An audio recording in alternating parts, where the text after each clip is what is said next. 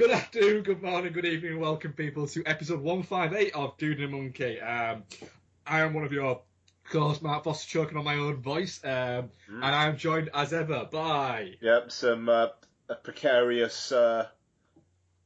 What were you just doing then? I was choking on my own words. Yeah, that's good. That's good. Deary me. Ian Loring, hello. Hello, and this week we are here. We are sadly without our comic book correspondent, Noel Mellor, unfortunately, due to his jet set lifestyle. But we are going to talk to you about Captain America: Civil War. We'll also be setting some what we've been watching, which I think might be a bit of crossover in that. I think we've both watched, Cap, Winter Soldier, and Age of Ultron, I believe. Oh yes, okay, yeah. Yes. So there'll be a bit of crossover, so we can kind of go back over that. So that's going to be quite cool. We'll also chat some trailers. I think we've got a couple of questions and other bits and bats that go along the way. So strap yourselves in for you got 90 minutes or so of some hopefully decent chatter. Yes.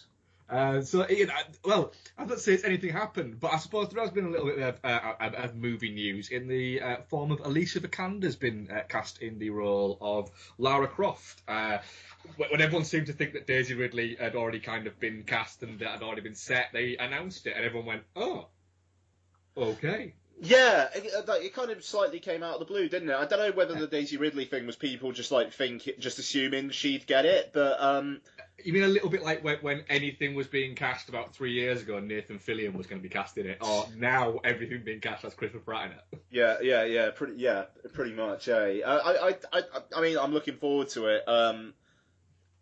I'd like to think she's got a good sense of quality control about her, and I mean, like, for the stuff I've seen her in, she hasn't put a foot wrong for me so far.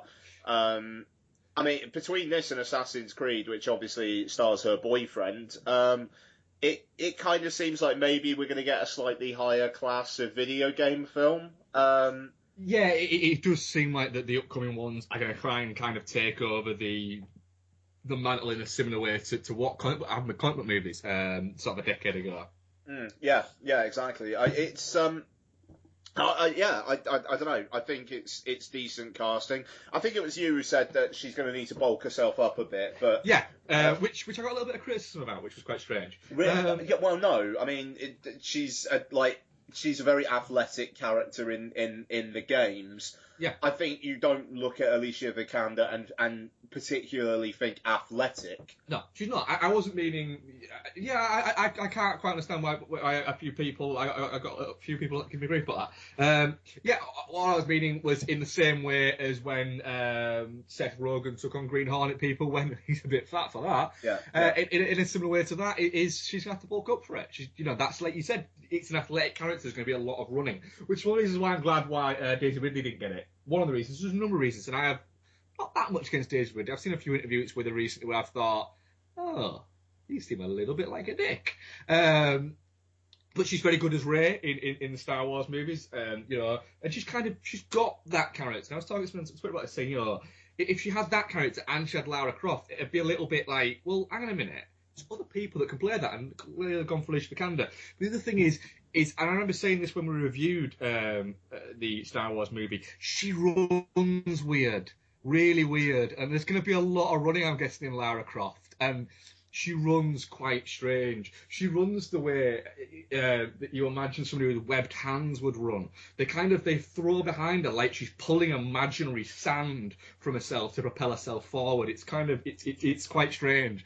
And honestly, next time you watch Star Wars, just look at the way she runs. It's bizarre. Okay. That just reminded me of when I slightly tangentially when I rewatched Force Awakens. I don't suppose you remember when we had Steve on and we were reviewing it originally. I said about the title font in the end credits looking weird. Yes. Yeah, I don't know where I got that from. It looks fine on the home viewing. I meant to say when I was talking about it a couple of weeks back, but I forgot. But yeah, so there's that. Cool. And has anything else happened in the wonderful and magnificent world of film in the past week since we were last recording? I think so. No, I don't think it has, actually. I think it's been a lot's kind of been building up to to this movie that we're going to talk about shortly. But before that, Ian, what trailers have you been catching this week? Okay, so I've watched a few. Snowden, the Oliver Stone, Edward Snowden film, which I'm looking forward to Joseph Gordon-Levitt doing that voice for the entire thing. Yeah, because he's nailed Edward Snowden's voice. Really has nailed it. It's quite something, actually. I don't know. It's just like, it kind of feels like he's going to have to put a bit of effort into maintaining that voice for the whole thing, and it's almost like he's going to lose 5% of his acting power just through having to maintain a voice. Maybe it's a strange one because we're quite used to kind of character actors having a voice within a movie and doing stuff like that. But it is often quite sort of jarring when you get somebody who isn't necessarily a character actor. And Joseph Gordon-Levitt isn't, he's a very, I don't know, I'm a very big Joseph Gordon-Levitt fan, but he's not necessarily a character actor as such. So it is quite jarring when you get somebody like that doing such a pronounced accent. Yeah. I mean, like, he tried it with The Walk as well, and yeah, as long as he's not as much of a dick as he was in The Walk, then we'll see what happens. I mean, I kind of wish this film was going to be sillier than it's going to be. Just in that it kind of, Hollywood getting the internet right is very, very, very tricky. Yes. And like Bill Condon's one a few years back about Julian Assange, The Fifth Estate, like the depiction of the internet and cyberspace in that was kind of like very, very much the modern day equivalent of hackers. And there's already imagery in this film where I'm like, oh dear God, what? Yeah, I know what you mean, yeah. But, I mean, it feels like it's going to be very self-serious, but then you cast and Nicolas Cage. and it's... I don't know. It kind of feels like, all right, what are we actually going to be here? I'm very intrigued. But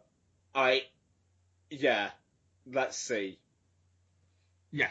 The thing is, if Oliver Stone was making this movie in 1993, I would be there going, this is going to be fucking incredible. But he's not. He's making it in 2016, so it's whether or not the guy still has that edge that he had. We don't know. I mean, his last movie was, after all, Savages, which, yes, I loved, but that isn't a barometer for quality. No, it's not, indeed. Okay, Cell. Oh, yes, yeah. Which, John Cusack top-lining a film with Samuel L. Jackson, and it's a Stephen King adaptation. It's the second time this has happened. Yeah. And, I don't know, it looks... I can't believe I'm saying this, but it kind of feels like this almost would be better as a TV series than a 2-hour film. Like, you get into the relationships of these people banding together to survive against this thing. I'm going to be intrigued to see how they do it in like 2 hours. It's just, I don't know.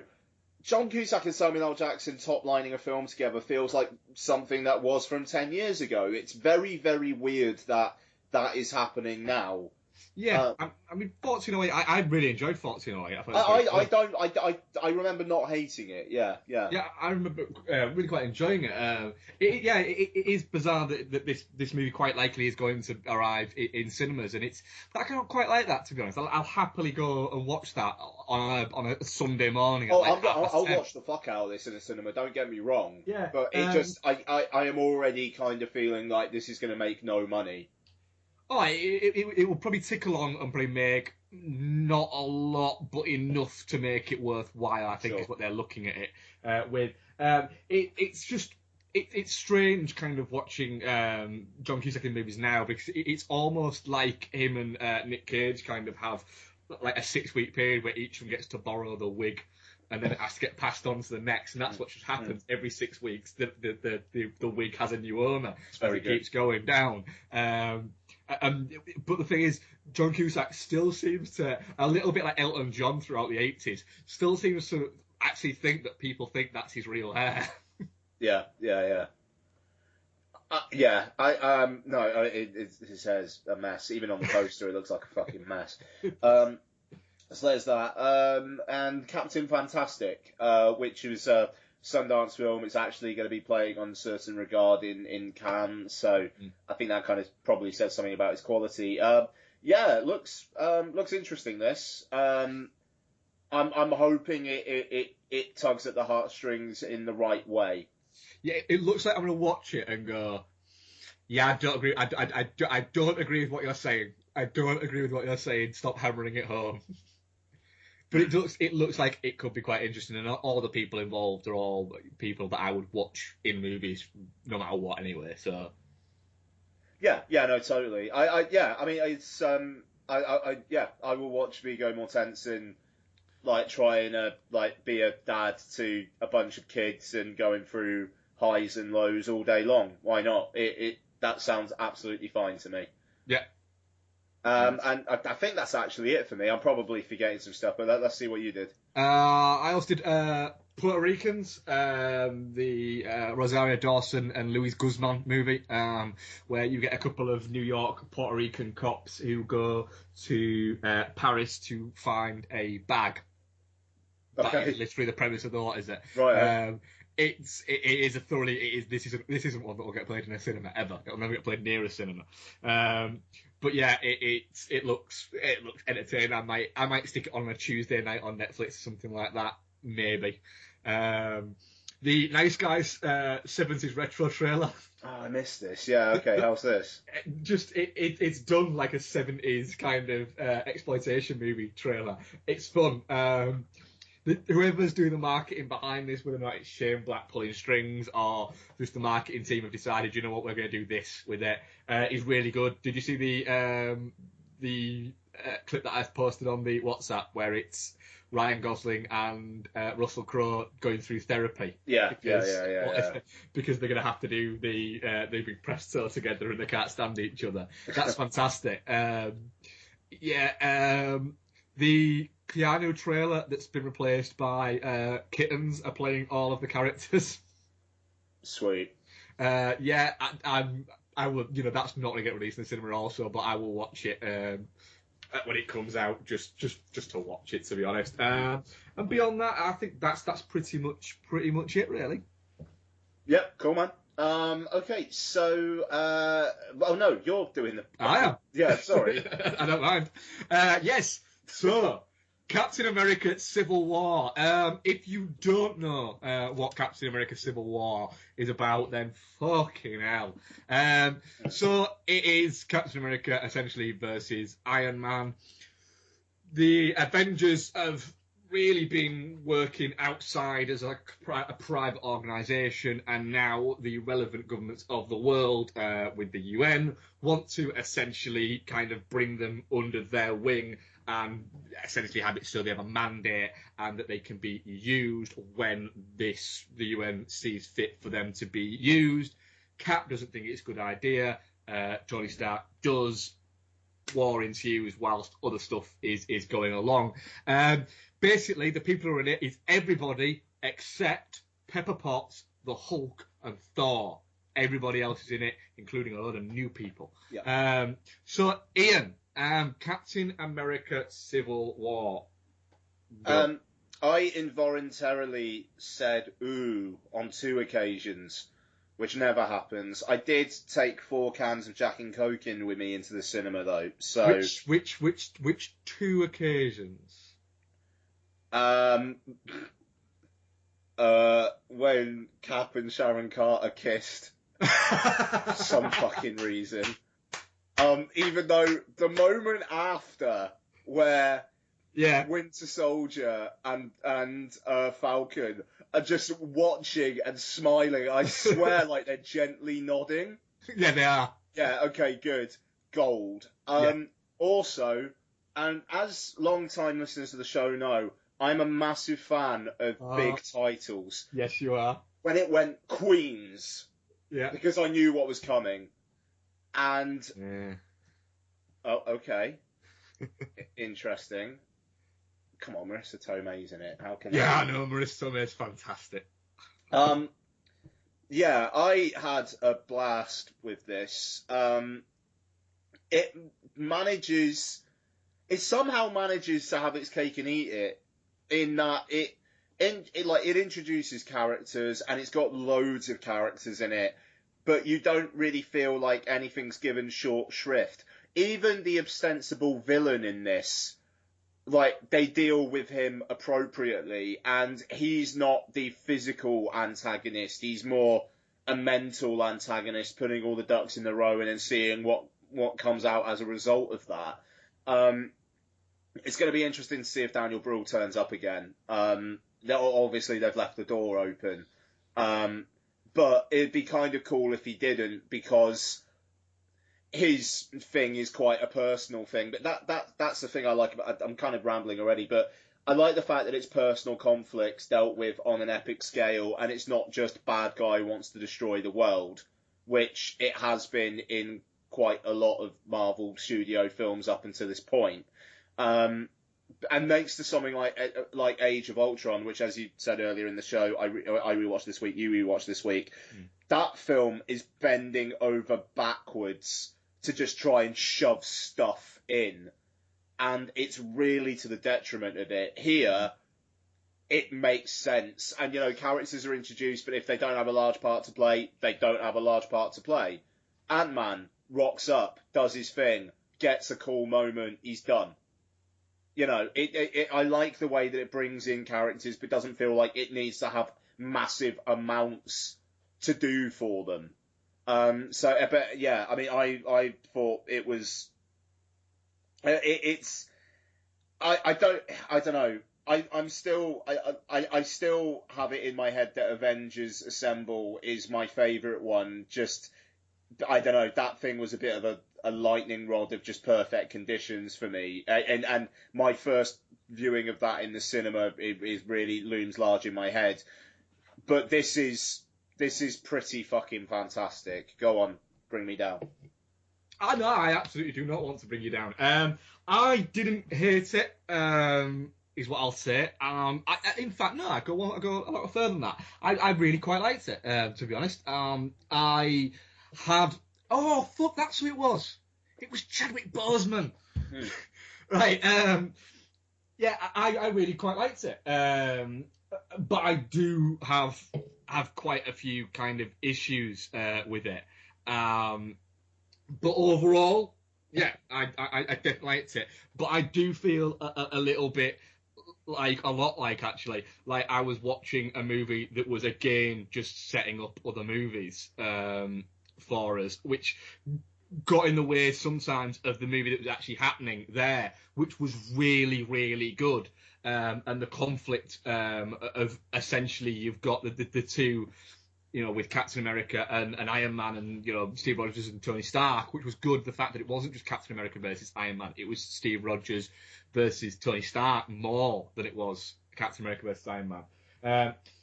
I love that element of it. The problem is other bits kind of got in the way a little bit of that made me go, oh, and I had a couple of ooh moments within it. The kiss thing, I liked it. The reaction was good. My ooh moments were remember guys, we are all spoilers all of the time, are the bits once they realised what the Winter Soldier had done essentially to Tony Stark's parents. That was ooh. The minute that he put that on and Tony Stark was there, you were like, oh, that's why he's there. I will be absolutely honest. If I have any problems with the film, it's I thought right at the start, because that's like the first scene. I was like, right, that's what that is then. Oh, did you get it there?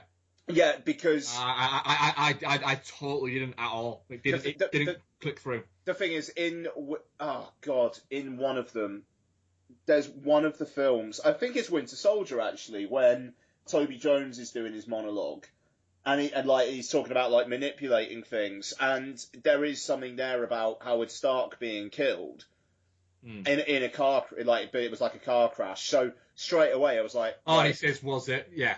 So, and it was like, okay, fair enough. Then that's Winter Soldier killing Tony Stark's mum and dad. Then, I thought it was interesting that. Well, no, I mean, obviously Captain America knew about it, but like the whole kind of like, it didn't really come to me that, oh shit, yeah, obviously he hasn't actually told Tony Stark that he knew that. So that was interesting, but I did think that the whole kind of like the other super soldiers aspect was a bit like, right, okay, they just leave them there and they're all dead. Great. What was the point of that then? I like, would it not have been enough to actually just be like, okay, they've tracked him somehow to this place. What the fuck is he doing there? Well, the thing is, just a TV, and then it's just like a TV monitor and whatnot. I think that would have been. I think the reason why is because the only thing that would get them all there without fail, get the ones that he wanted there, was if there was an overbearing threat, and him on his own wouldn't necessarily constitute, I think, an overbearing threat. Is what I would hazard as could be for that. Mm. I mean, I suppose so. Yeah, but I mean, I think the interpersonal conflicts are the most successful aspect of the film, and they do it really well. One other thing as well. I mean, I'm 5 stars on this film, but I'm perfectly happy with what it is. But also, their reaction to that building explosion at the start, I can't help but feel like, right, okay, so you're reacting like, oh fuck, the loss of life, it's devastating there. Yeah. But you've never ever had that reaction to anything ever before. No, it did feel a little bit like, hang on a minute, that blew up literally a small part of that building. You guys haven't entered a building or walked past the building in the past 5 movies without a fucker falling down. And also, if, like, I mean, yes, loss of life is terrible. That chunk of that building blowing up versus that biological virus getting into terrorists' hands and potentially causing exponentially more deaths. I'm a little bit... The thing is, with this and Batman versus Superman, they're reacting to the internet's whole, what about the loss of life in these fictional films? And I like the fact that they're like, right, thanks for the idea for a story, guys, nice one. But the hand-wringing is a little overbearing. A little bit. I think the reason, again, possibly why that could be explained there is because the loss of those lives was to stop Captain America being killed. Yeah, no, so I understand that. It's just, and also, I mean, like, it's the whole kind of like Scarlet Witch's powers aren't quite there yet, and she's already feeling like enough of an outsider. It's fine, and I think that starts off Scarlet Witch's arc pretty well, actually. But it niggles at me slightly. Like, when they're having that meeting and General Ross is giving them a bollocking, I understand War Machine's reaction. And, like, the whole kind of, like, he's, like, turning away and whatnot. But I don't know, like, Iron Man, I mean, in the end of the day, Tony Stark is responsible for quite a lot of the destruction that happened in the previous films. I mean, fuck, he created Ultron. Yeah. And he's saying, we need to be kept in check. And it is a bit like, well, no, Tony, I think you need to be kept in check. The thing is, there's a lot kind of the kind of motivations in this movie are pretty much kind of all the same. Daniel Brühl's motivation is his family was killed. What is it? Tony Stark's motivation for when he finally loses his shit is because he found out his parents were killed. And then you've got Tony Stark's other motivation to actually sign the mandate is because somebody gives him a picture of their son that was killed. And it's literally everybody's... Scarlet Witch's, her parents were killed. Yeah. Somebody was killed, and that is why they're all pissed off. And it is a little bit like, got to come up with a different kind of fucking, what is it, other than that, because a lot of people's parents have been killed in this, or kids have been killed, or husbands, wives, dogs, fucking cats. I think this is the culmination of that in this series of films, at least for the moment. It feels like, right, that's that done now. I mean, by the end of this film, it kind of feels like Tony Stark's probably going to be cool with Winter Soldier if they're ever in a film together again. Just because that was a very in the moment thing. Yeah, it was a reactionary thing. Now we have to think about it. Yeah, but that does sort of take me a little bit to kind of an issue that a small issue that I kind of have in the fact that a lot happens in this movie, but not a lot actually seems to actually change. Other than we get new characters, really, it just I never felt like at any point we were going to lose anybody or anything like that. So that there was no real kind of peril to it at all. It all felt a little bit. When they had the airport fight scene, it was a little bit too. They were fighting, but it was kind of friendly fighting. It was. It just felt bigger because they have these powers, and it was a little bit. It went on too long, and I was watching it going, do you know what?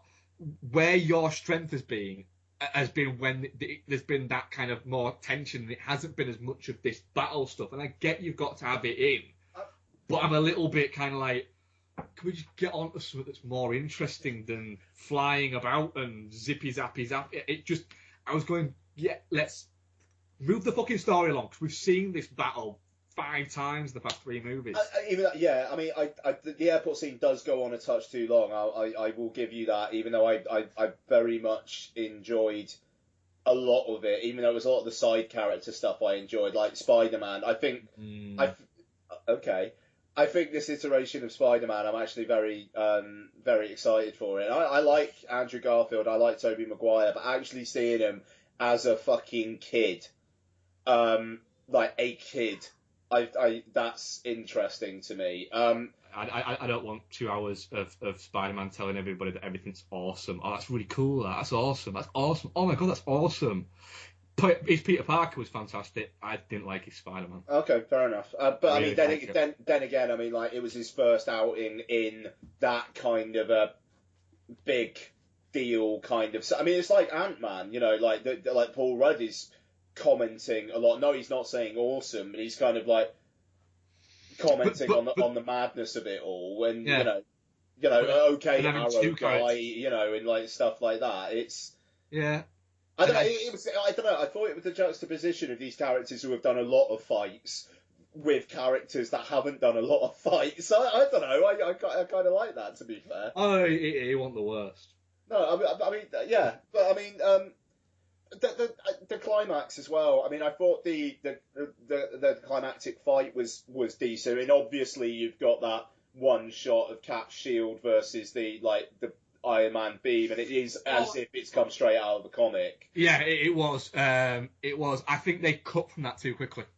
Yeah, no, they cut to Daniel Brühl's face and was going, oh, no, do you know what? That was a wow moment. And just as I was going, wow, and appreciating the wow moment of it, it cuts to Daniel Brühl's face. I was like, I was wowing. I mean, yeah, sure. No, absolutely. But I did like that Daniel Brühl's character just didn't bother fighting or anything. It was just like quite a quiet scene with him and Black Panther. Like that's why I'm interested in Daniel Brühl in this going forward. Like, if he somehow teams up with Thanos and he's doing some more of the kind of like the human psychological level manipulation, that I think that could be really interesting. I mean, the thing is, I've been kind of slightly down on things, but like I say, 5 stars. I think Chadwick Boseman is awesome. I'm really, really looking forward to Black Panther. Only way I will watch Black Panther is if I can watch it in a cinema sat next to an actual Black Panther. Is the only way you will get me to watch that movie. And I don't mean a member of the black political militant group. Really? I mean an actual dull as fuck. Really? Catwoman with a dick. No, Catwoman's more interesting. It just what he literally his power, right, is the same as Meg's in that episode of Family Guy where they get powers and all she can do is grow her nails. That's what he can do, and he bounces around and jumps around, and it's just I don't care. I don't care about Black Panther, and it's nothing to do with the fact that he's black. Before people start saying that, Well, no, I wasn't thinking that. I know, but you know what some people are like. Some people have got a lot of sand in their vaginas. I really, really, to the point of where at one point when he actually came on, I actually audibly went, oh, because it was him again. I couldn't stand him. What is there? There's nothing there. Yeah, well, I don't know. What? He's rather charismatic. No, he's not. He's bland. What? He's just bland. He's just bland. There's I was nothing to loving him and Scarlett Johansson early on in the film. I was like, hello, something could be going on here. This is nice. You mean like the same thing she had with Cap in Winter Soldier, and then the same thing she had with the Hulk in this was a bit and then more... it's just literally they just put her out as a flirt machine. Nah, man, this was a bit more like, this could be a really nice meaty fuck. This could be, which I didn't quite get with Cap or Hulk, to be fair. Yeah. I agree to disagree, man. But like that's fine. I cannot see with Black Panther what is there. There's nothing there. And wait a minute. So hang on a minute. He already had all of this suit and everything like that, and all it took was the fact that his dad got killed to just go right. That's it. I need to fucking break this mother out. Well, yeah, no. I mean, I think the insinuation is that he's been doing this stuff before. I mean, I've got a feeling Black Panther will be set before this film. Yes, you'd hope so, wouldn't you? Because it can't really be set. Well, I suppose it could be set before and after. You don't know. You know, he's got essentially the Winter Soldier there to be, you know, possibly in Black Panther. Yeah. Well, I mean, I was kind of thinking it was because like his interactions with his dad at the start, where his dad's like, "Thank you for being here," and all that kind of stuff. It made me kind of feel like maybe there was a bit of backstory there where he was reluctant to take responsibility or something, and maybe the film is going to be about how he gets to the place where he's willing to take responsibility and don the suit and all that kind of stuff. So, I mean, maybe not. You know, maybe it will be about him being like king of Wakanda, and I'm assuming Andy Serkis is going to be like the bad, like or at least a bad guy in the Solo films. Apparently, the two characters have a bit of a relationship. But no, yeah. Okay, fair enough then. I do really, really like the Winter Soldier as a character. I think he's one of the more interesting characters of the whole thing, to be honest, because he's one who's got kind of full kind of depth and everything, and he's got the backstory from the first Captain America movie, and then you've got all of everything else that he's gone through, and then he's essentially now he's like the amalgamation of Bucky Barnes and the Winter Soldier is kind of what you've got at the moment, and I like that. I think he's a much more interesting character, but not as in an interesting character as I would like to see a standalone movie. I don't think that would work, but I thought he's a great character within it. Yeah, I mean, he's like Falcon in that respect. Like there's no way the character justifies a solo spin-off, but yeah, he's fine. He's perfectly good in an ensemble. I actually really quite like Falcon in this one as well. I've not been a fan of him in other ones, but I actually really quite liked him in this one. I like the fact that essentially he treats Bucky as like, I think, a little bit jealous because totally. Cap's his boy. I quite like that kind of dynamic. The fact that at one point he actually says to him, "I really don't like you. I hate you." Yeah. I like that. And one thing you've got to give Sebastian Stan, who it still fucking blows my mind that he is the douchebag Blaine from Hot Tub Time Machine. It still blows my mind that he's the Winter Soldier. But the one thing you've got to look at him, he's like you've got with Chris Evans, he's an incredibly impressive physical specimen. The guy is massive. Oh yeah, I mean, the motorbike bit. Yeah. Oh my god. Yeah, it's because one thing when we watched Winter Soldier, which we'll come to later on. It's great sort of watching someone like Chris Evans because he's got this amazing kind of physicality to himself, and it's an incredibly impressive thing to get to that. And then when you look at him and he's stood next to Sebastian Stan, and you're going, how is he bigger? It's just it's unreal how fucking wide that guy is up top. It's insane, and it's nice to watch these guys just kind of doing all of this sort of quite sort of technical battling, and the choreography, and it's fantastic. And I do wish that the cinematography would have just slowed a little bit so we could appreciate it a little bit more. It's a bit too choppy at points, because when it isn't as choppy as it is, it looks incredible. Yeah, no, that's fair. I mean, especially the opening with Scarlett Johansson. Some of her bits were fantastic there. I mean, how much of it is her doing it, you don't know, but it still looks impressive. Yeah, I mean, it's not quite Bourne levels of choppiness, but I mean, No. they generally keep it quite wide, like wide shots as well, which I think is wise. But yeah, no, it was good. I mean, it was a shame that Frank Grillo was gone in the first 15 minutes. But then again, I suppose his character, there's not a lot for him to really do. And I don't know, it's kind of interesting that Hydra just seemed to be like gone.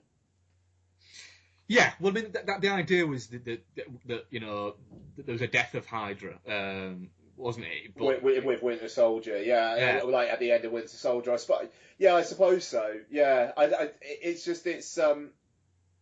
I don't know.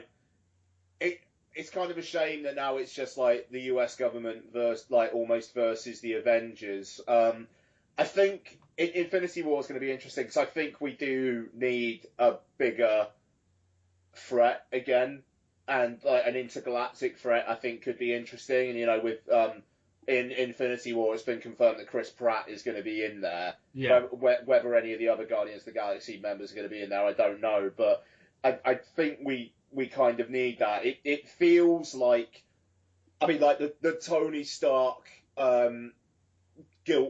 feeling guilty tour, I feel is pretty much over now. It would be nice for him to start being fun again. Yeah, because he was a little bit kind of. The thing is, and Beck said after it, the fun thing about Tony Stark as Iron Man, an Iron Man character, was that he was like this. He was a lovable dick. He was a bit of a dick, but he was a lovable dick.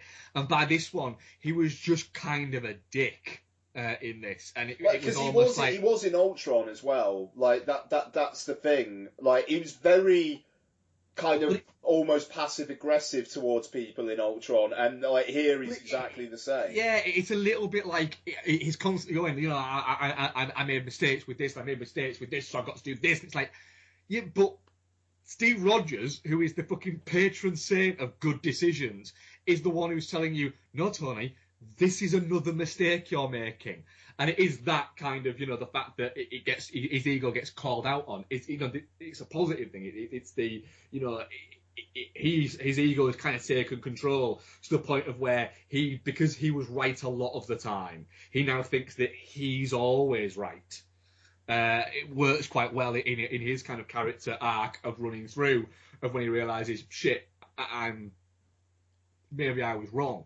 And then the only thing that can flick him off that path is when he finds out that the Winter Soldier was the one who killed his parents. Yeah. No, I mean, it is interesting that the Cap does actually have that the blind spot. I mean, he says it himself in the film. Like, somebody says Bucky, and I'm like a 12-year-old kid again, or whatever it is he says. And it's just I'm looking forward to the films maybe just being kind of fun again, which I think is what Avengers Assemble is, and I think that's why I like it so much, because I don't know, that film is fun. Yeah, it's got some like darker moments to it, but it also goes like, fucking hell, look at all these characters together, eh?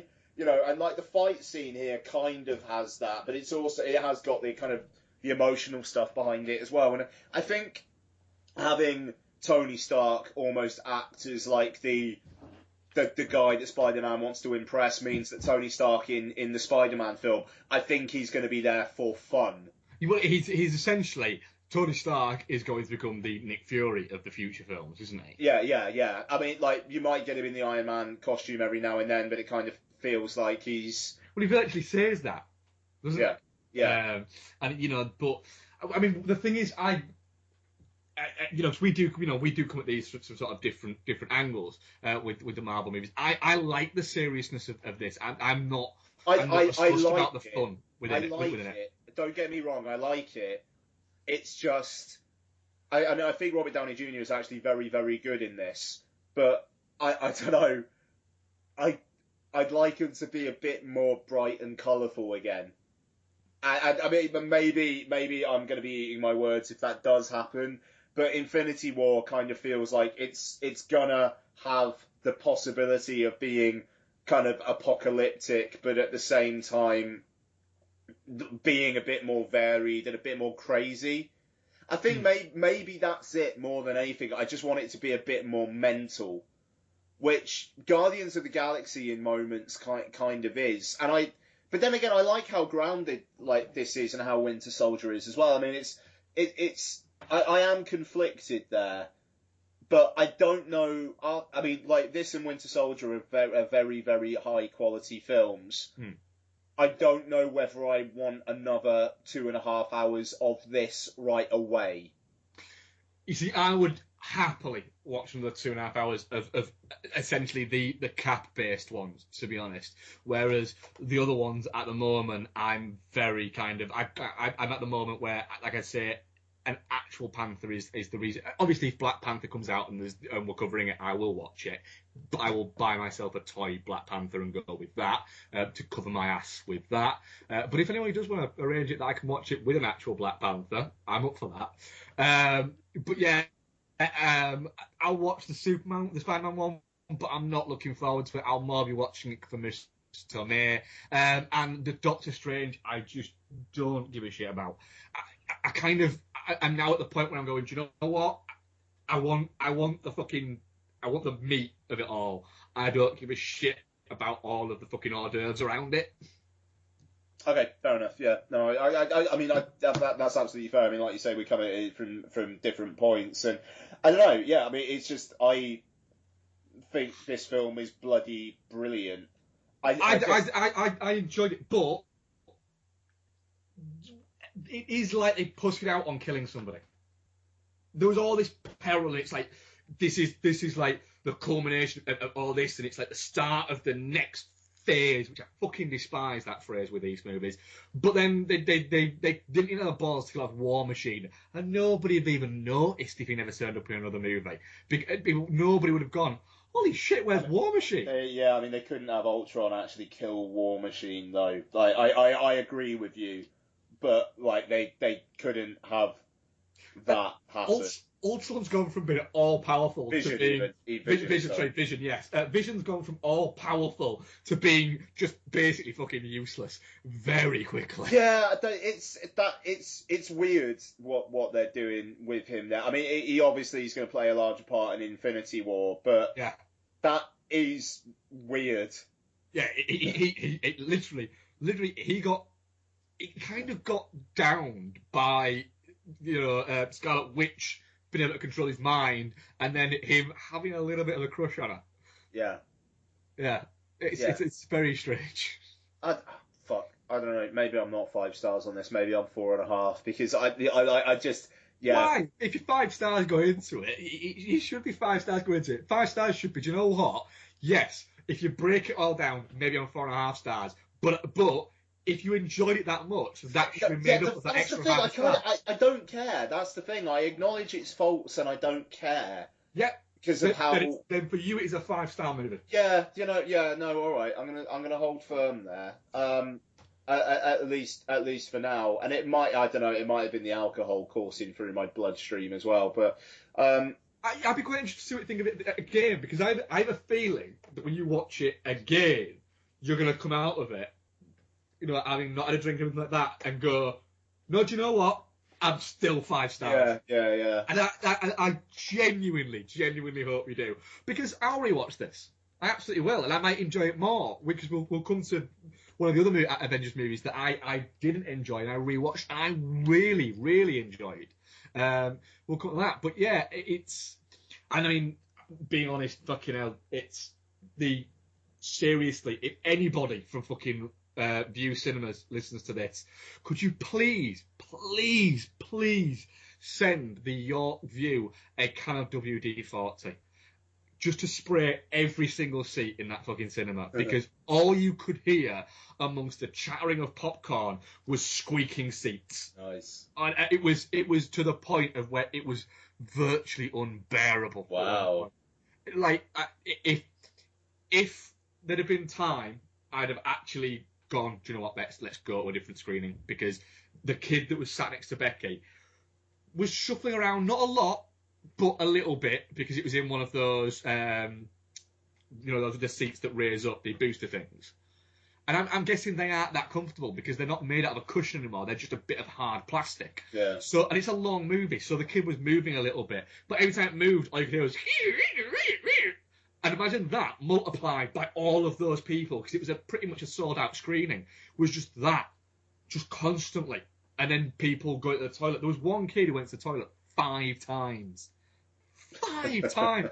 I don't go to the toilet 5 times in a day. Never mind going to the toilet 5 times in a 2.5-hour period. I honestly wanted to tap him on the shoulder and go, just fucking stay out there. Just stay out there.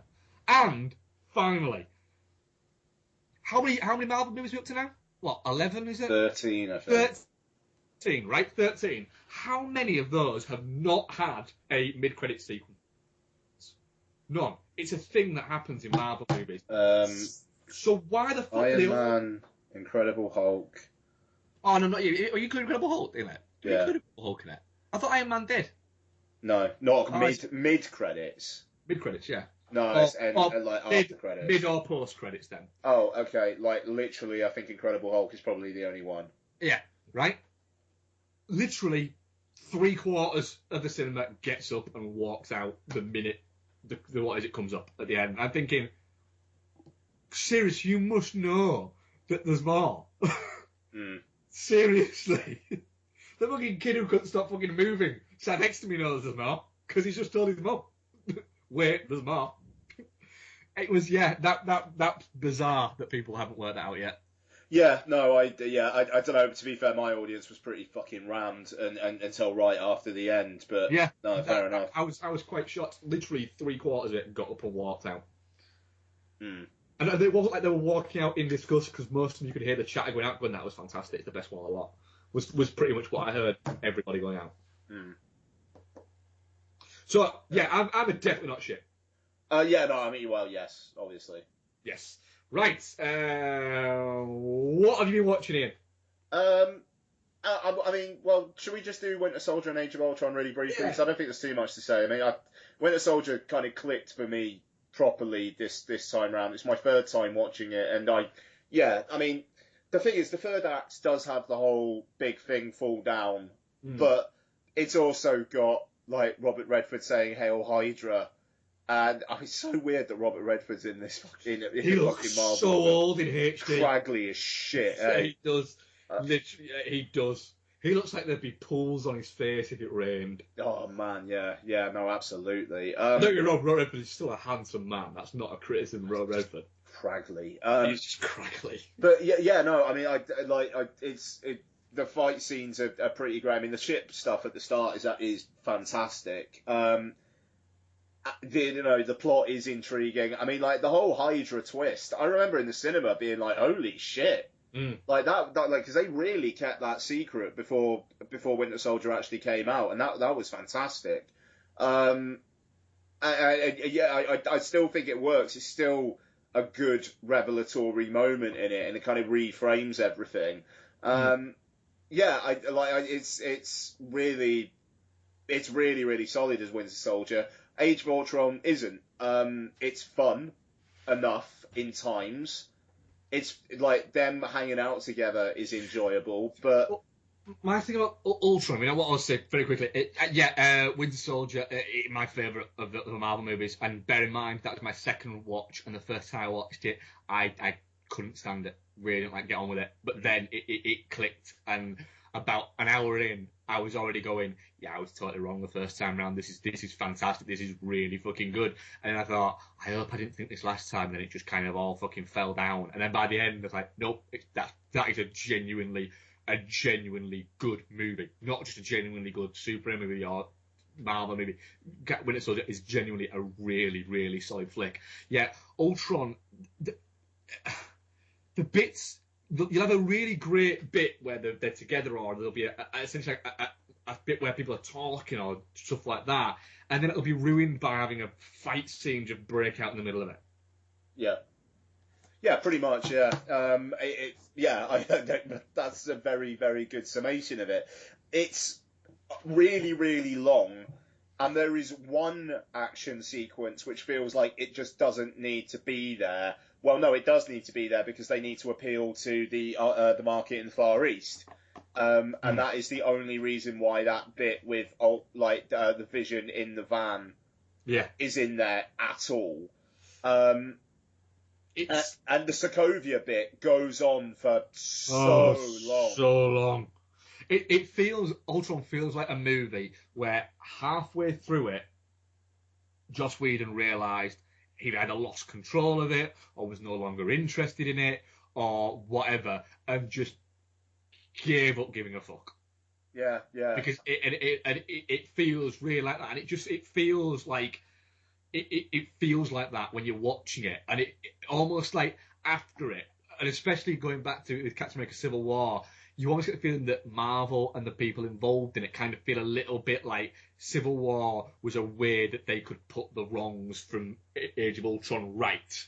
In terms of go, right, this is Captain America Civil War, but really it's like Avengers 2.5. Yeah, totally. Which even I think Anthony Mackie's even actually said that this, without everyone involved, it's more like Avengers 2.5. And yeah, I genuinely think Age of Ultron is at points is fun, but at points I think it is a genuinely bad movie. It's excuse me, sorry. I mean, it gets. I think the first 45 minutes or so is pretty strong. Like the opening action sequence is really solid, and that party scene is great. The party scene is fantastic, yeah. But then it gets quite sloggy, and then Vision turns up, and then it's interesting for like 10, 15 minutes, and then it gets sloggy again. But when it is on, I think it's still really, really, really fun. It's just, God, if it was half an hour shorter. Yeah, I mean, cut out the bit with cut out Thor and Stellan Skarsgård, tighten up Sokovia. Cut out that bloody. The scene with Vision in the van and that action sequence. Maybe have a bit more with Ultron, who is set up as an interesting villain, and becomes almost a joke by the end. Yeah, they waste what is a really, really great character. Yeah, man. It's thrown away. That film for me is interesting, and it's very good, and it's fantastic up until you get to that point where when they're doing, they're all sat having a drink after the party, and then Ultron arrives. Once Ultron's gone at that moment, and they're all sort of saying to each other, "What was that?" and you've got Banner and Tony Stark saying it was Ultron. From that moment after that, it just dives deeper and deeper and deeper downwards to the point of where there's bits in it where you're going, oh God, this is boring. Please end. Yeah. And it feels like a real. It feels like had it not been a Marvel movie, that movie would have got such more of a kicking. Yeah, I mean, to be fair, I think it got a fair kicking when it came out. Like people did take against it, but I don't know. I'm glad Whedon's done with this universe. Yeah. I'll say that. It'd be interesting to see what the Russo brothers do with the Avengers films, because to be fair, they're 2 for 2 with Marvel so far. So they're doing Infinity Wars 1 and 2. One and 2, yeah, cool. And it's Scott Derrickson's doing Doctor Strange. Yeah. And is it what's his name? Who directed Creed? Ryan Coogler. Ryan Coogler. Is he doing Black Panther? Yeah, he is. He is doing Black Panther. And then Taika Waititi's doing Thor Ragnarok. Oh, that's happening. That's happening. Yeah. Oh, right. I think they're actually filming. And then I think that's about it for the announced ones. Because what's that? So that's Doctor Strange. Oh yeah, the guy who did Cop Car and Clown is doing Spider-Man: Homecoming. Oh. Yeah, I know, which is mental. Yeah, it's that's really strange. Yeah, isn't it? Because there's 3 next year. I think. God, what is it next year? It's Spider-Man: Homecoming, Thor Ragnarok, and there's one other. Is it Black Panther? Black Panther's next year, because there's Cat this year and Doctor Strange this year, isn't there? Yes. Yeah. So it was just. Yeah, I'm having a look now, actually. So that was phase 1, that was phase 2, phase 3. Okay, so it's, fucking hell, that's no use whatsoever. Yeah, so, Guardians. No, Black Panther's 2018. It's Guardians Volume 2, Spider-Man: Homecoming, and Thor Ragnarok next year. Yes, that's it, yeah. And then it's Black Panther, Infinity War Part 1, and Ant-Man and the Wasp in 2018. Black Panther's not even until 2018. Yeah. So they're coming Spider-Man in before Black Panther. Yeah.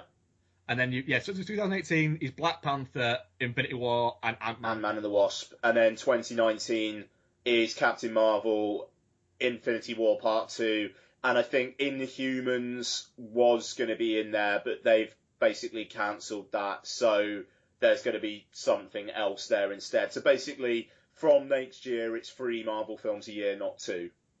Right. And then, it's unknown what the 2020, but that's only 4 years when you think about it. It's not that long ago. Not that long to go. Yeah.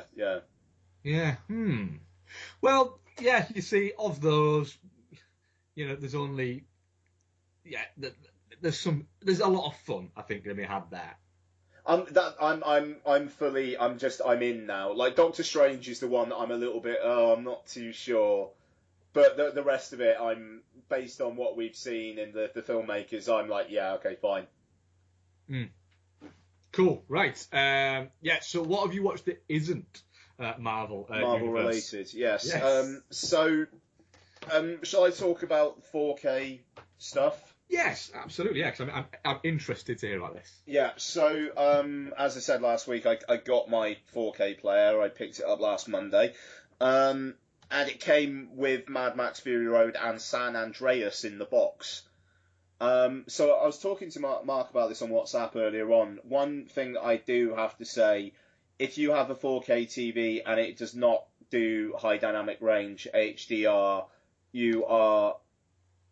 there's not a lot of point being invested in 4K stuff, which if you've got a 4K TV and there's not a lot of point, it's kind of brutal. The reason for that is that HDR, it's basically, it's this thing that all the discs are using, and Netflix have started streaming stuff in, and Amazon Video are as well, where it makes colours a lot more vivid.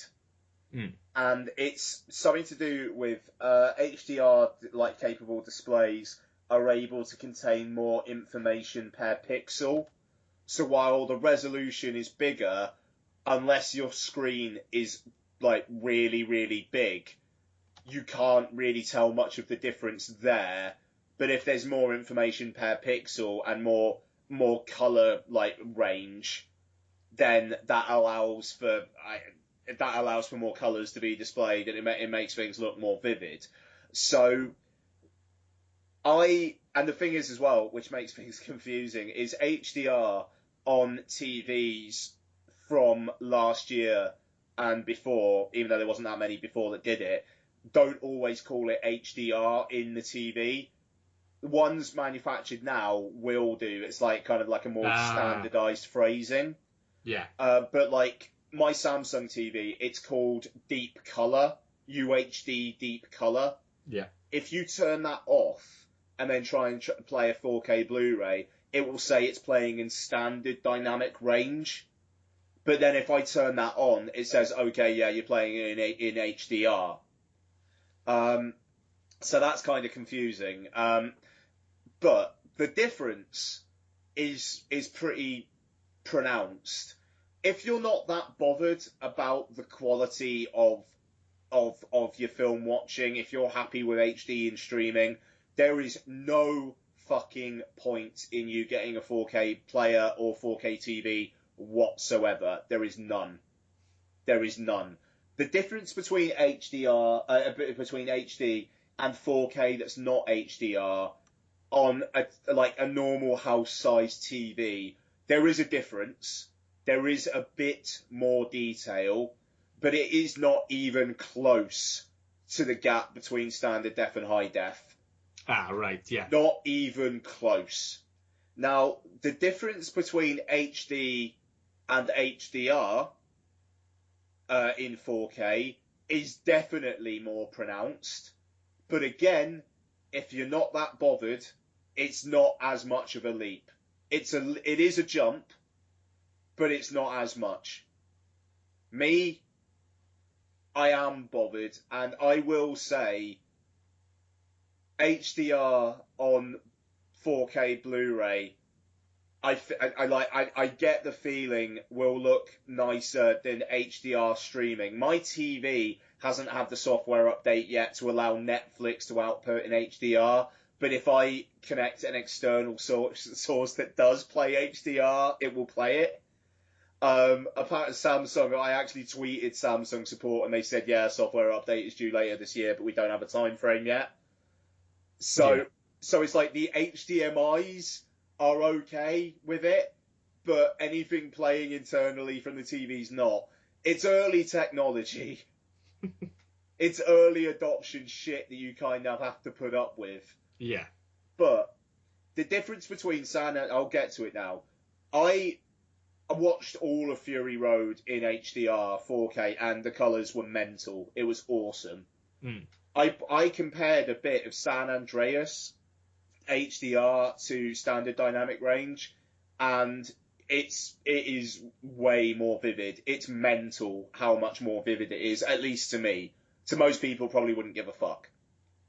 To me, I'm like, yeah, I'm really, really happy with this difference. And San Andreas 4K Blu-ray looks awesome. It looks, I mean, like in HDR, it looks great. I'm really, really happy. It is like watching it in the cinema, but on a TV screen. It feels like it's that quality. And that kind of makes me go, ooh, you know, it gets me interested. And as soon as there's kind of the content is easier to get a hold of, is more available, then I will be straight out to buy a 4K TV. But yeah, I'm not. It's not easy enough to get yet for me. No, that's fair enough. I mean, like I say, I'm kind of being an early adopter on this shit. I'm genuinely happy with it. And the thing is, as well, as I think I said maybe last week, San Andreas was not actually filmed in 4K. I think it was filmed at 3.8K. The digital intermediate was done at 2K. So this is essentially an upscale 2K. But because it was filmed in 3.8 and converted down to a 2K, there's still more information from the down convert to film K and the up convert to 4K than there would have been from something that was shot in 2K. I believe I'm right in saying that Fury Road was shot in 2K. I'm actually going to look that up because I'll be honest, I was more impressed with the image quality with San Andreas than I was with Mad Max, which I wasn't expecting. I'm just going to look this up now, actually. 4K Mad Max Blu-ray review.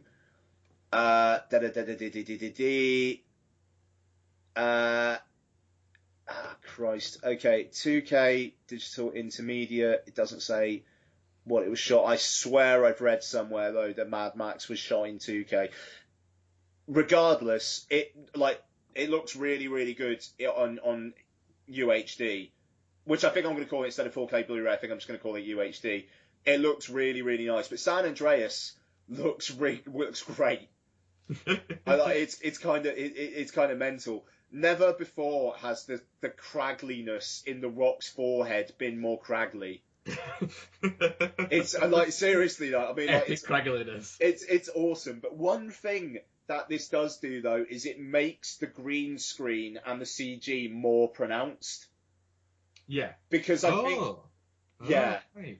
because I think even though the film was filmed in 3.8K, I believe the visual effects were finished in 2K. So there is a bit of a disconnect there. Whereas if you're watching it on like Blu-ray or something, then it's just 2K. There's no kind of like upscaling going on or anything like that, and it is just 2K. I don't think it would look as pronounced. There are bits in San Andreas here which look green screen as fuck. And I don't even remember it looking like that in the cinema. And I think in the cinema, I think it was probably projected at 2K. Because like a lot of cinema screens aren't projecting in 4K yet. No. So I think that's going to be a problem going forward. Now, I should have Chappie arriving this week, which was filmed in 4K, digitally mastered in 4K, and I am looking forward to that blowing my fucking balls off. I'm also really looking forward to film stuff that has been mastered in 4K, because, obviously, like, film is a higher resolution than 2K, 4K, whatever. So yeah. I'm really looking forward to that. The thing is, there's going to be a lot of stuff on UHD in 4K which is not going to look as that impressive. But there's going to be stuff that's filmed in the right way and mastered in the right way, which is going to look insane. And I'm really looking forward to seeing that stuff. The Revenant, apparently, that comes out in 4K on Blu-ray, I think, in the US this week. Reviews have come out for that. The Revenant apparently looks eye-melting. Yeah, well, it's... The thing is, you're going to start seeing, much in the same way as you got with Blu-ray to an extent, of you're going to start seeing sort of newer stuff that gets made is going to start looking better in that format. And there does seem to be, now that the players are out there, I think you'll see a gradual kind of shift more towards 4K, getting a little bit more kind of coverage, once they've ironed the kinks out during this past sort of year or so. Yeah, I mean, anything Fincher, because he's been insisting on shooting in the highest quality possible for, like, years. Anything Fincher's going to be great. I mean, The Revenant, I'm reading now, it was captured 2 source formats, a 6.5K and 3.4K, and they did a 4K DI from it. So that is going to look eye-melting. But anyway... I'd be interested to see what because, like you say, if it was shot on film, they can do it in full 4K. That's what you're saying, right? Yeah. As long as the DI... is or at least if a DI would be anything. I think Brother Where Art Thou was the first film that ever had a digital intermediate. So anything before that, they should be able to have a 4K master of, and then anything after that, it kind of depends what it was mastered in, unless they remaster it. Like Ran has just had a 4K restoration. That comes out on Blu-ray tomorrow. I'm a little bit like, I really want to see that, but at the same time, if I'm going to watch Ran again, I think I might hold off until I actually see it in a 4K source, not just mastered in 4K. That's how picky I'm already being, because I know how good this shit is going to look, and like, I kind of don't, I'm kind of thinking, unless I know a 4K Blu-ray's not going to come out on anything, I'm not going to pick up anything on Blu-ray. I'm going to wait for the 4K now.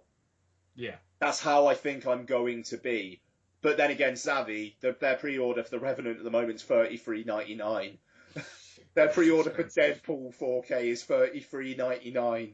That's so expensive. Come on now. I'm hoping Amazon are just like, no, $22.99. That, at the moment, I will be happy to pick up 1 or 2 discs a month. Yeah, that's because 35 quid essentially what you're saying really. Once it goes above £32, it's £35 it might as well be, might it? So yeah, The Revenant. I mean, The Revenant is just going to be amazing. But one other thing about HDR as well, though, it's pissing off some people because it makes the colours more vivid, there are some people going, well, that's not what the cinematographer would have wanted. and it is like, okay, so has this transfer actually been approved has this version been approved by a cinematographer? Like, apparently Emmanuel Lubezki with the Revenant Blu-ray has okayed both the Blu-ray and the Ultra HD versions separately, because apparently, like, the color grading is different. So now, you know, you're going to have that kind of stuff happening as well. So it's just, oh my God, it's making my head spin just thinking about it. Yeah, I can see why. But it's the way, man. Like, I want to get a new AV receiver. I want to get a new surround sound set up with the Dolby Atmos going. You know, like, I'm fucking in. Physical media, I'm back, baby. Like, hardcore. It's awesome. Anyway, I've been chatting. I've got other stuff to talk about, but I've been chatting for ages. But dude, seriously, I think you can get excited. Like, obviously, I'm starting to actually. Yeah, you don't have to rush out, but like, I'm not going to rush out mainly because I have to buy a new dishwasher this next couple of weeks. So I mean, San Andreas, man. I mean, like, if you want to buy my 4K copy of it off me, it's got the Blu-ray as well in it, mind. If you want that, name your fucking price. I'll post it to you. Yeah, do you know what? I've already got it on iTunes.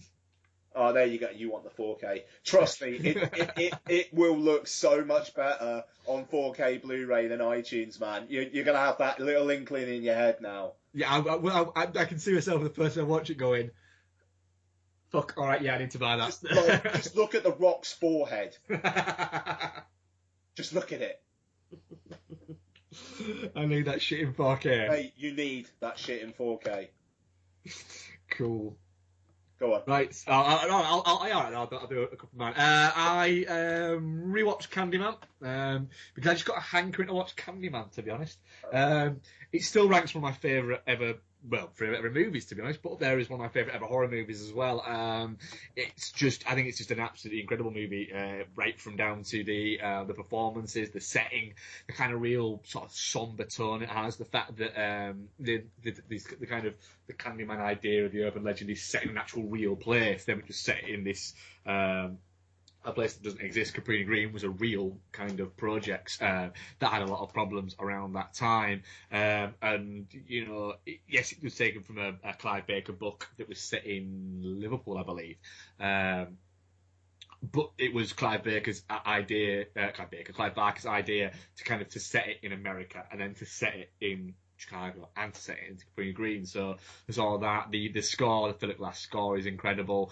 It's just a really the fact also as well, it's under 100 minutes long as well. That movie gets in and gets its shit done, which is, you know, is always good for kind of horror movies and stuff like that. Still fantastic. Still think it stands up really, really well. Weirdly enough, though, I watched this on Blu-ray because I've got it on Blu-ray. It's not available on any of the streaming services that I have access to.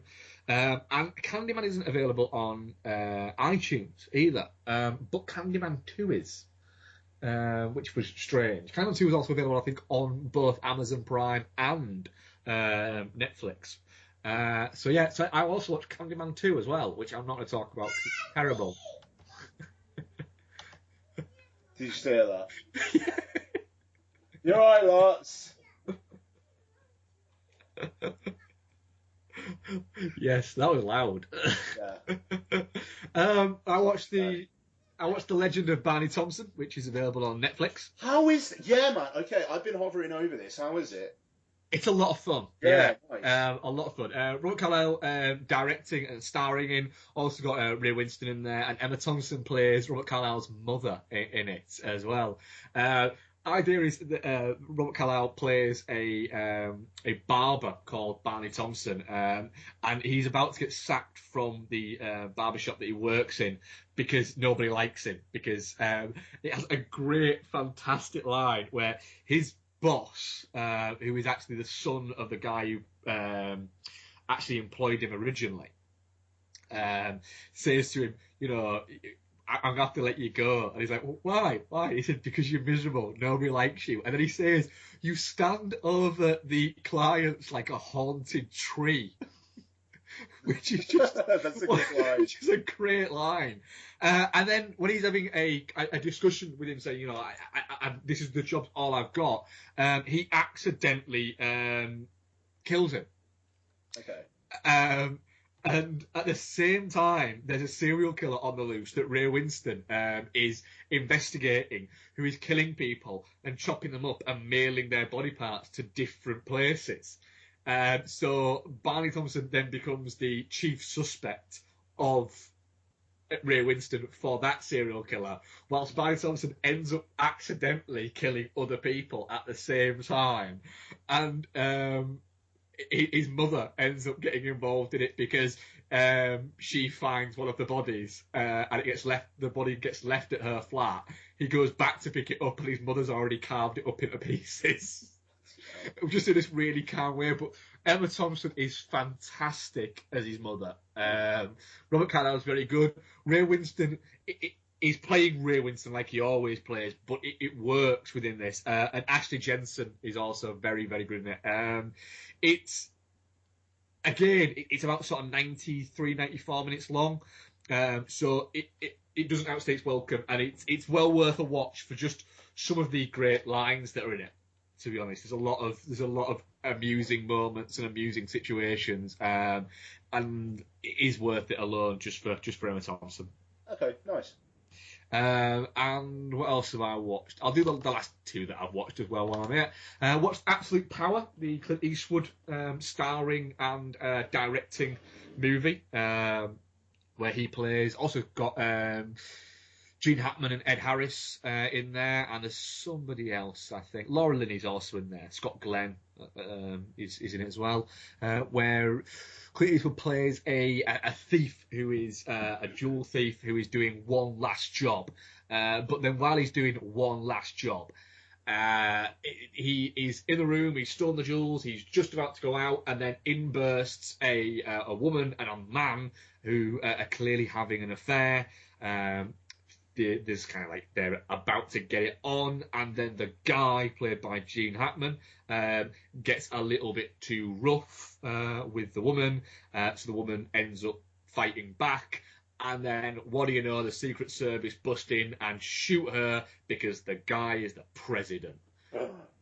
I know, and Clint Eastwood has been witness to all this because he's stood behind a one-way mirror, which essentially is a room where the jewels were kept. It's also a room where the woman's husband would usually be watching her having sex with other men. And then, Clint Eastwood is he gets framed for the killing while he's also trying to kind of prove that it was the president, and all this lot's bouncing around. It's all right, but I won't rush out to see it. It's over 2 hours long, which it doesn't need to be, and kind of too much goes on. And Eastwood does feel a little bit like halfway through it, he decided that the character, instead of being like a jewel thief who was on one last job, who was trying to win back his daughter and all this lot, it kind of wants to make him into the uber criminal. Like he's a master of disguise and he can vanish without being seen and all this lot, and it just makes you go, a little bit throughout it. So don't rush back to watch that film that's 20 years old, people. And then last night I watched Colours, the Dennis Hopper movie starring Sean Penn and Robert Duvall about gang violence in sort of like the late 80s in America, which is brilliant. It often feels a little bit it's often a little bit kind of colourful and a little bit jovial for the kind of subject matter that it's taking on. If it was set now, it would be one of those David Ayer, Anton Fuqua movies where they'd be quite gritty and everything like that, and it'd be right up my street. But this is a little bit kind of like there's a lot of iced tea in the background. A lot of iced. Oh, actually, right, okay. As in the rapper. Yeah, but I was like, what? That's like Lipton's iced tea, like the strangest product placement of all time. Would have been, yeah. But I think it's also got a very early performance from Don Cheadle in it. Seem to have watched a lot of Don Cheadle movies in the past few weeks. To be Oh, did honest, you get to Miles Ahead? I haven't got to Miles Ahead. I might do it this week. I've got a fairly cool week ahead of me this week, where I've got one of our fitters is having the week off, so I've got no fittings on. Nice. And I'm on holiday next weekend for the weekend. So yeah, it's yeah. I might get to Miles Ahead maybe on sort of Wednesday or Thursday. But yeah, just in the past sort of the past sort of month or so, I have watched of Don Cheadle, Civil War, Age of Ultron, The Guard, Brooklyn's Finest. What else have I watched? I watched Manic. And I've also watched from his early stuff, Hamburger Hill and Colours, recently. So yeah, in the past like 3-4 weeks, I think I've watched 7 Don Cheadle movies. Nice, bloody hell! I Well, know. you could do a lot worse, man. Yeah, he's not bad in the cheese. So yes, that's what I've watched. What else have you been watching? Yeah, so I got a few other things. So I saw Green Room. Yes, you did, didn't you? Yeah. Yeah, so good old Cineworld Unlimited screening. First one of those I've been to since Trance, and that was a number of years ago. So, but yeah, very, very hyped for this. I thought I'd make the effort. So this is Jeremy Saulnier's new one. I think it's out in the US like this weekend. Comes out in the UK a week Friday. So story is basically a punk band play a gig at a place.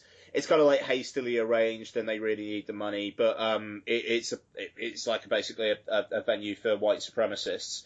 And after their set, one of the band stumbles in on a killing, and basically the band are kind of ushered into the green room, locked in there, and it kind of goes from there while the white supremacists, led by Patrick Stewart, kind of work out what they're going to do, and the band, led by Anton Yelchin, kind of work out what they're going to do, essentially.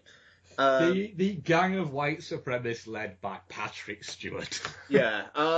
That's the words you never thought you'd hear. No. He's very good in it. Because it's almost like he's not the angry, vitriolic guy, and it's not like there's anybody there who would outwardly make them antagonistic. You know, they're all the members of the band are white and whatnot, even though they do antagonize other people with a song, but I won't say much more than that. But yeah, no, it's almost like he's just he's like a business owner who has these links, and he's obviously a very, very nasty man, but he's not one who is just prone to violence getting down to the gore straight away. And he has a kind of I don't know, his art's quite interesting, actually. Yeah, I mean, there's not an ounce of fat on this film's body. Everything there feels relevant. I think it's about 95 minutes long or something, and it absolutely justifies that relatively short length. It's very harsh in moments. There's quick bits of gore which are pretty fucking rank, to be fair. But there's also a tinge of black comedy to it, which... Hell, it's a good cast, isn't it? Yeah, it's an interesting cast, man. I mean, Anton Yelchin, Imogen Poots, Patrick Stewart, Macon Blair from Blue Ruin, who's like Saulnier's mate, and he co-produced this. And he's actually really good in this. Yeah, Mark Webber, a bunch of people. It's a good little indie cast. It does its thing, and it gets out. You like the band who are locked in the room. You kind of grow to like some of the other characters as well. But when it gets down to business, it gets down to business big style. Like really, really meaty, disgusting, tense, edge of your seat style. And it has the best last line you'll hear this year. Oh, nice. Yeah, fantastic. I very much think you should go and see it in the cinema, and maybe we'll talk more about it in a couple of weeks. Ben, I will do that. Yeah, good. You'll like it. So I watched We're the Millers, which is on Amazon Prime. Disposable. Yeah, It's but got a fun few at laughs in points. it. It's Yeah, fine. I was like that with Where the Millers. It's fun at points when it's fun, and then when it's not, it's really not. Yeah, no, but I know. Yeah, exactly. But it's fine. I watched it last Sunday night, kind of perfect for a Sunday evening, like before work kind of thing, So it fine. I Yeah. watched Alien on Alien Day, upscaled 4K. I just want a 4K disc. I'm assuming Fox will probably put one out before Alien Covenant next year, and I'm all over it. Yeah, I'd be very surprised if at some point Alien doesn't end up on another format. Yeah, like Fox are one of the studios that have gone pretty hardcore on Ultra HD 4K. So I'm really, really, really looking forward to seeing that. I don't need to talk about Alien. San Andreas, like I said earlier, disposable fun. The destruction is pretty impressive in that film. As is The Rock and as is Alexandra Double D Daddario. Yeah. So she's all good. Mad Max Fury Road, obviously great. Don't need to say anything about that. And I'll finish up with Special Correspondence, which Yeah. so it's Ricky Gervais and Eric Bana. It's a Netflix original. You can watch it on Netflix now. Story is basically Eric Bana's radio reporter, Ricky Gervais is his technician. They're dispatched to a war breaking out in Ecuador, but through circumstances they end up not going, and they have to basically fake their broadcasts, and it kind of goes from there. Ricky Gervais has written and directed a film where his wife is Vera Farmiga and he has a crush on Kelly MacDonald. Oh, so wait a minute. He's written and directed this. Yeah. Ah, right, cool. So there's that. Yeah. That's what I think we call the Adam Sandler ego effect. Yeah, sure, yeah, absolutely. It's got some laughs. It's a really, really mild recommend. It's the most 3 out of 5 film I'll see this year. If it was 5 minutes longer, it would be 2.5 out of 5. It just about gets away with 100 or 101 minutes or something. There's Eric Bana's straight man to Ricky Gervais's slightly buffoonish kind of guy works well enough. There's some fun stuff with Ricky Gervais on cocaine towards the end of the film, which did genuinely make me laugh out loud. But there's a good... the whole subplot with Ricky Gervais's wife is useless. And yeah, I don't know. It just nothing about it is all that compelling, but it did have a few solid laughs in it, which is Ricky Gervais in a nutshell for me. Yeah, I'll watch this at some point. I'm in no great sort of rush to watch it. The simple fact is that I haven't found Ricky Gervais funny for quite a while, to be honest. No, I don't find him super funny either, but I'd be surprised if I like that David Brent film more than I liked this. That David Brent film looks like the worst. This was okay, so there you go. But yeah, Christ, it's on Netflix. You almost couldn't get away from it. So they're heavily pushing it, aren't they? Yeah, no, totally they are. But it's 100 minutes. If you're looking for something on a midweek evening, you could go for far worse. I'm not one of those people who hates Ricky Gervais through overexposure or anything like that. I just met him because I don't find him that funny at this point. Yeah, I'm the same. Yeah, but 3 out of 5. It is what it is. It looks like a film as well, which is there's another trailer I watched, absolutely fabulous, which looks like it's 20 years old. I haven't watched that mainly for the fact that I refuse to acknowledge that it exists. Guess who has a cameo in it? Guess which American actor who really wants to be a comedian has a cameo in this. In absolutely fabulous, that is. Johnny Depp? John Hamm. Really? Like John Hamm, who just seems to appear in comedies just so it seems like by association people might think he's a funny person. He literally, because Mad Men was a really successful series, wasn't it? Yeah, and yet really, it kind of feels like he's completely like nothing with that opportunity. Yeah, like you take somebody, for instance, like Bryan Cranston is a great example, right? Bryan Cranston was in Breaking Bad, and he's now essentially he can pick and choose whatever the fuck he wants to do, and he's doing it with some aplomb. He's been nominated for a Best Academy Award Oscar. He's been in big movies, with Godzilla and stuff like that. And even somebody like Jai Hunnam, for instance, from Sons of Anarchy, he's going to be in Guy Ritchie's King Arthur movie.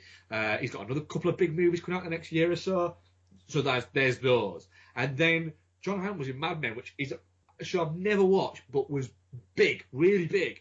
And yet he did that Disney baseball movie, and was in Bridesmaids for a little bit.